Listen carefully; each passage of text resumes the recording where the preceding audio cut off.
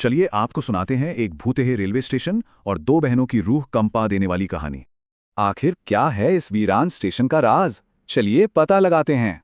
बात है सुबह के 3 बजे की, जब खौफ का साया सबसे गहरा होता है। एक ट्रेन स्टेशन पर रुकती है। प्लेटफॉर्म एकदम खाली और खामोश। ट्रेन के अंदर लोग इतने डरे हैं कि कोई खिड़की से बाहर झांकने तक को तैयार नहीं। और अचानक एक भयानक चीख उस खामोशी को तोड़ देती है।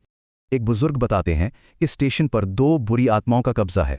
लेकिन ऐसा क्यों? इसकी वजह जानने के लिए हमें कुछ महीने पीछे जाना होगा। अनाथ बहनें अपने भविष्य को लेकर बहुत डरी हुई थीं। रीता पानी मांगती है और उसे बहाने से एक अंधेरे कमरे में ले जाया जाता है, और वहां वो आदमी बेरहमी से उसका कत्ल कर देता है। सीता ये सब देख लेती है और चायवाला भी उस आदमी के साथ मिलकर उसे मार डालता है। उनकी मौत एक राज बनकर रह गई और उनकी आत्माएं वो बन गईं बदला लेने वाली भटकती रूहें। तो अब वापस आज की रात में आते हैं। वो बुजुर्ग इस श्राप को खत्म करने का रास्ता ढूंढते हैं।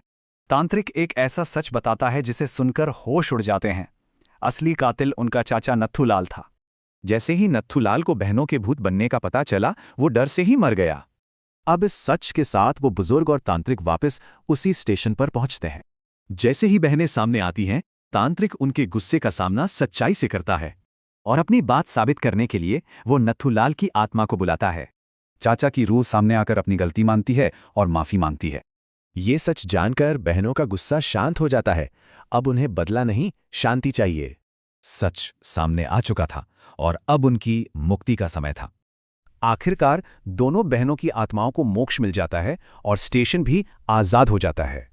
लेकिन ये कहानी एक बहुत ही बेचैन करने वाला सवाल पीछे छोड़ जाती है।